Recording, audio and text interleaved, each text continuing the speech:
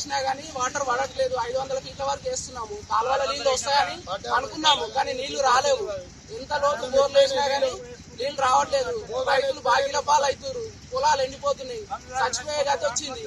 ఈ ప్రభుత్వం ఇట్లనే స్పందించి మాకు ఒక మార్గం చూపించాలి, లేకపోతే రైతుల చావులకు కారణం ఈ ప్రభుత్వమే అవుతుంది. కాంగ్రెస్ ప్రభుత్వం వెంటనే స్పందించి మా ఎమ్మెల్యే గారు స్పందించి మాకు వెంటనే సమస్యను సాల్వ్ చేయాలని కోరుతున్నాం. మా కన్సల్ట్ మినిస్టర్ గాని మా ఎంపీ గారు గాని స్పందించి మా సమస్యను సాల్వ్ చేయలేకపోతే ఇంకా పెద్ద ఎత్తున ధర్నా చేస్తామని మేము కోరుతున్నాము.